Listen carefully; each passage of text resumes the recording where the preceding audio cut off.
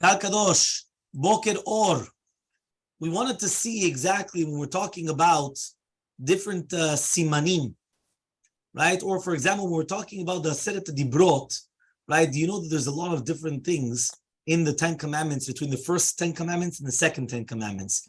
We know that there's Anochi Hashem Elokecha. We just actually had a mishmar last night about the 10 Commandments, and we said that the reason why in Tam Elyon, which is when you read it in the Torah for the 10 Commandments in public, we read it one pasuk for like a few psukim together, if you pay attention.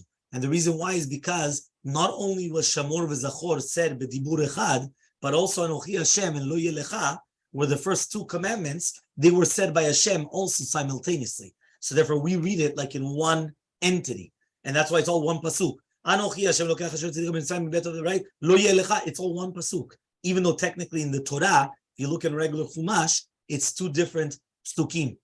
But there's a few differences also between the 10 commandments. If you actually look, so many differences, whether it's L'man yarichun yamecha, L'man yitavlach, you're going to have long life, or that you're going to have good life. Lo tachmod betrecha. It says, first it tells you that, for example, don't covet the house of your friend. Then it says, don't covet your friend's wife.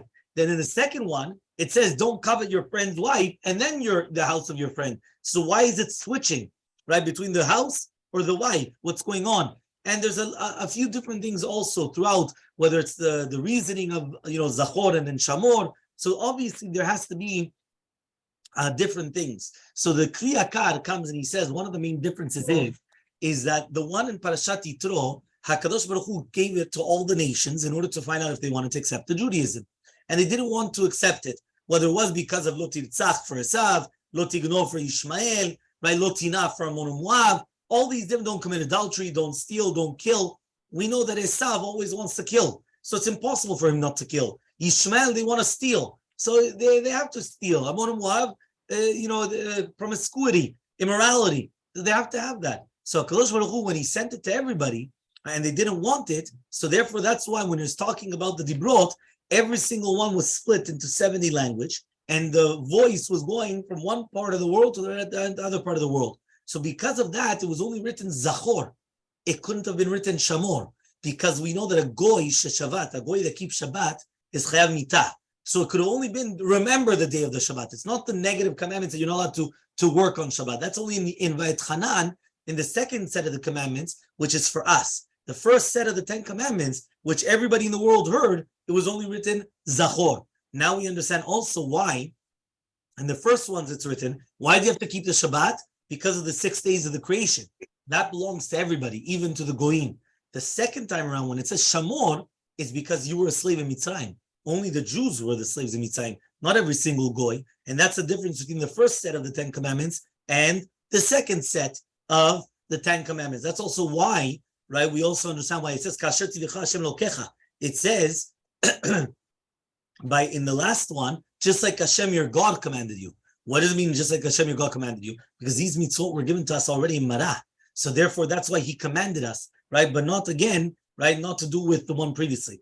Why is it written, L'mani tablach, that you're going to have good in the second 10 commandments to do with honoring your parents? So he says, because the kavanah is olam haba. And therefore, HaKadosh Baruch Hu only gives olam haba to the Jews, right? And therefore, arichut yamim, which is the schar olam hazeh, also the goyim have. So that's why when it says, L'mani arichut yam yecha, you're going to have long life. That's even to the goyim in this world. That's in the first 10 commandments. When it's written L'mani tavlach, which is going to be in olam haba, that's going to be in the second 10 commandments, that what's going to be olam haba. Okay? Now we also understand why does it say in the first 10 commandments, it doesn't say, right, shorecha v'chamorecha, it's all your animals. It doesn't say your ox or your donkeys. It's all your animals, and that's it. Why is it the second one? It does say your ox and donkeys. So the Gemara says shor, it's coming to include that you're not allowed to come and muzzle all the other animals. Chamor is that you have a mitzvah also to unload not only the donkey, but unload any other animals. So for all these things, we're only in the second 10 commandments that we had this mitzvah to do, but it wasn't in the first 10 commandments. You see from here that there's a lot of differences between the first 10 commandments and the second 10 commandments, and that's why it's so important. I'll just finish off with the last one, which is basically the entire concept of bet recha or eshet recha. Why is it that in the first 10 commandments, it says you cannot covet, don't be jealous of your friend's house. And then it says, don't be jealous of your friend's wife. In the last one, it says your friend's wife first. So he says the reason why is because by both of them, it's written chemda, to have a desire. In the house, it's not only written chemda, it's written ta'ava. Because the Torah is giving you a chidush by each one. Hirurei avera is kashim avera. The thinking of an avera is even worse than the avera in itself. Meaning if a person comes and he starts with lustful thoughts of women or whatever it is, that's even in his mind. And therefore, the pasuk says, "Lo tachmod eshet recha." It means don't do an action which is going to cause you, your friend, to come to divorce her, and then you're going to marry her. Okay? Because if we're talking about that, you're actually going to go with your friend's wife. That's lo tinaf. That's already don't commit adultery. It's not lo tachmod. It's not don't be jealous, right? So therefore, kol sheken, since it's so chamur because of Yirurei Alev, it's going to be on the wife. But by the house, it doesn't say lo titalev, right? Lo titave balev elav. It's only in the heart. So kol sheken, don't do an action, right, of actually doing something. So because of that, in the Dibrot Rishonot, first it said the house to the woman. Because he comes and he says, Chemdat Isha is only after he's going to divorce her. And therefore he comes and he says the house, which is stricter, right, because it's in your, right, in your friend's hand, than the wife. In the second one, the chidush is, don't even think about it in the heart.